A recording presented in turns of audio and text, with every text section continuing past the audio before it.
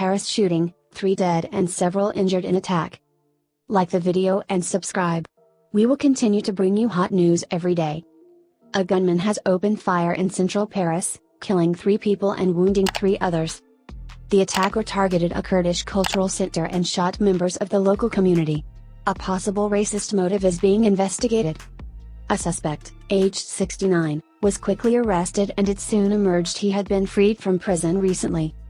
Authorities appealed for people to avoid the area in Strasbourg Saint-Denis in the 10th district of Paris.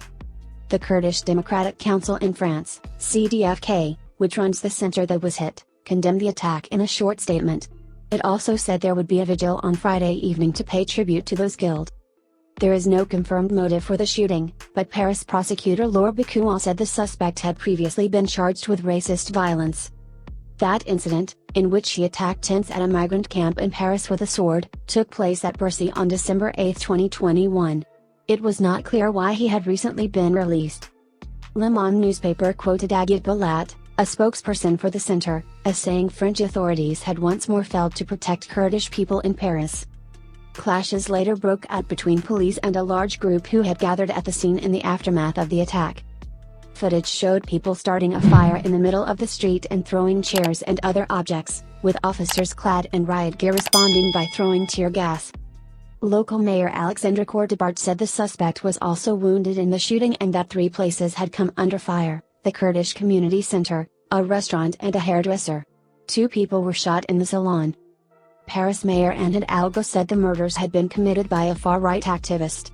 She added, "Kurds wherever they reside must be able to live in peace and security. More than ever, Paris is by their side in these dark times. We were walking in the street and heard gunshots," a witness, Ali Dalek, told the BBC. "We turned around and saw people running left and right. And then, 5 or 6 minutes later, because we know people who work at the hair salon, we went in and we saw that they had arrested a guy, an old man, elderly, tall." Another witness, a shopkeeper, told AFP she had locked herself in. She said she had heard 7 or 8 bursts of gunfire. 2 of those wounded in the shooting are said to be in a critical condition and 2 others were seriously injured. Police detained the suspect without resistance and reportedly recovered the weapon used in the attack. Prosecutors said they had opened a murder investigation. French Prime Minister Elisabeth Borne praised police for their decisive action and branded the murders a heinous act. Meanwhile, Interior Minister Gerald Darmanin has traveled to the scene and spoken to reporters. He said it was not yet clear what the shooter's motive was.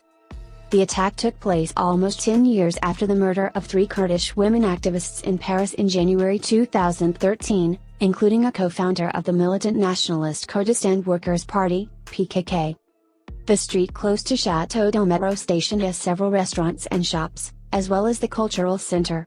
Ms. Courtebart said it was a very lively area.